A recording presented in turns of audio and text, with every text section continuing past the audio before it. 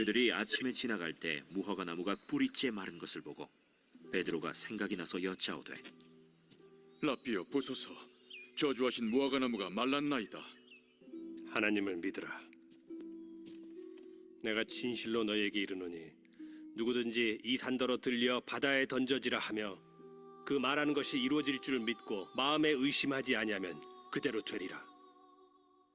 그러므로 내가 너희에게 말하노니 무엇이든지 기도하고 구하는 것은 받은 줄로 믿으라.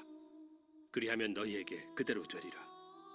서서 기도할 때 아무에게나 혐의가 있거든 용서하라. 그리하여야 하늘에 계신 너희 아버지께서도 너희 허물을 사하여 주시리라. 그들이 다시 예루살렘에 들어가니라. 예수께서 성전에서 거니실 때 대제사장들과 서기관들과 장로들이 나와 무슨 권위로 이런 일을 하느냐?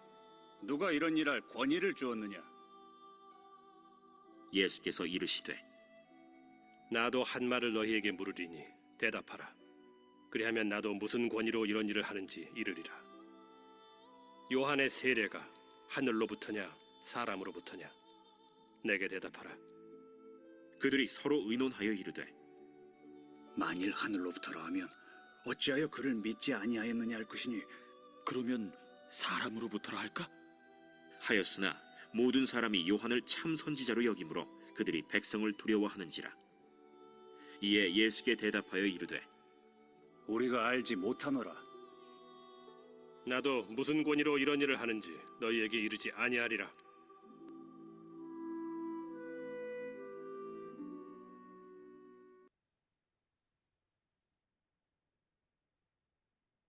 우리는 어제 큐티 본문을 통해서 예수님께서 성전 심판하시는 말씀을 같이 나누었습니다. 예수님께서는 성전 심판을 예고하는 행동으로 열매 없는 무화과 나무를 책망하셨습니다. 오늘 본문 말씀에 보면은 예수님의 제자가 열매 없는 무화과 나무가 심판받은 것을 보고 예수님께 말합니다. 21절에 보면 베드로가 생각이 나서 여짜오되 라삐요 보소서 저주하신 무화과 나무가 말랐나이다. 예수님께서 책망하신 무화과 나무가 말라서 죽게 되었습니다. 예수님께서 대답하십니다. 23절에 내가 진실로 너에게 이르노니 누구든지 이 산더러 들리어 바다에 던져지라 하며 그 말하는 것이 이루어질 줄 믿고 마음에 의심하지 아니하면 그대로 되리라. 예수님의 말씀에는요, 두 가지 의미가 있습니다. 첫 번째로는 성전 심판에 대한 의미입니다. 두 번째로는 기도 응답의 의미입니다. 첫 번째로 성전 심판의 의미입니다. 예수님께서 하신 말씀 중에서 산을 들리어서 바다에 던져지라 이런 말씀이 있습니다. 여기서 산은 성전을 의미하는 것입니다. 바다는 심판을 의미합니다. 그래서 산이 들리어서 바다에 던져진다라는 것은요, 성전이 심판을 받는다. 이 말씀이 반드시 이루어진다라는 예수님의 말씀입니다. 또한 두 번째로는요, 기도 응답의 비결입니다. 마음에 의심하지 아니하면 그대로 되리라. 기도할 때는 믿음으로 기도하라는 것입니다. 믿음이 없이는 하나님을 기쁘시게 할 수 없습니다. 믿음으로 기도할 때 하나님께서 기뻐하십니다. 믿음의 기도를 하나님께서는 응답하여 주십니다. 믿음의 기도를 드림으로 기도 응답 축복이 있으시기를 바랍니다. 예수님께서는 또 계속해서 기도 응답의 비결을 말씀해 줍니다. 25절에 보면 서서 기도할 때에 아무개나 혐의가 있거든 용서하라. 그리하여야 하늘에 계신 너희 아버지께서도 너희 허물을 사하여 주시리라 하시니라. 기도할 때 용서를 하라는 것입니다. 용서의 관계를 가지고 나오는 자에게 하나님께서는 기도 응답하여 주십니다. 이웃과의 화평의 관계, 가족들 간의 관계, 성도인 간의 화평의 관계를 맺어 나가는 자가 기도 응답 받을 수 있습니다.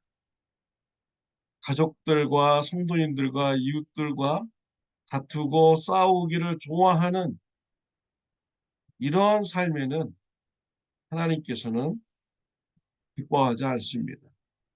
기도 응답하여 주시지 않습니다. 사랑하는 성도 여러분, 하나님부터 기도 응답받는 삶이 돼야 합니다. 가족들과 성도님들과 이웃들과 다투지 마시길 바랍니다. 싸우지 마시길 바랍니다. 화평의 관계를 만드시길 바랍니다. 용서할 때 화평의 관계가 되고요. 화평을 만들어가는 자를 하나님께서 기뻐하시고 그 사람의 기도를 하나님께서는 응답하여 주시는 것입니다. 믿음으로 기도해야 되고요. 화평의 관계를 만들어가는 자가 하나님께서 기뻐하시고 또 그들의 기도를 응답하여 주시는 것입니다.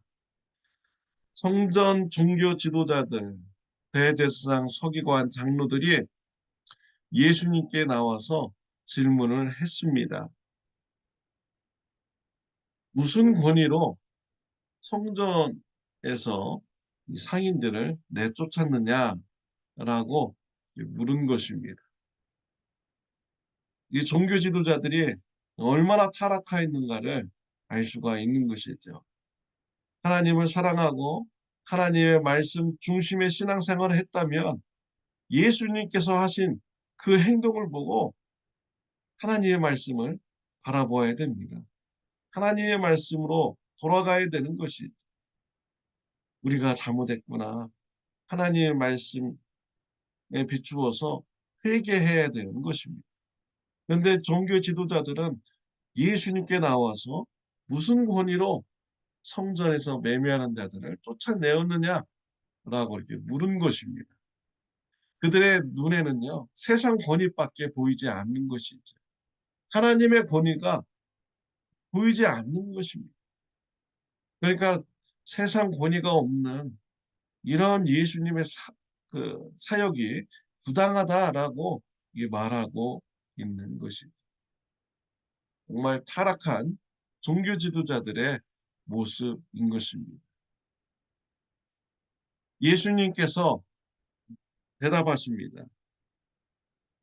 질문에 대답을 하면 나도 너희들의 질문에 대답하겠다 라고 하면서 30절에 요한의 침례가 하늘로부터냐 사람으로부터냐 내게 대답하라 라고 했습니다. 요한의 침례가 하나님으로부터 오는 건지 사람의 권위로 되는 건지 대답하면은 예수님께서 대답하신다라고 했습니다. 종교 지도자들은 당황하게 됩니다.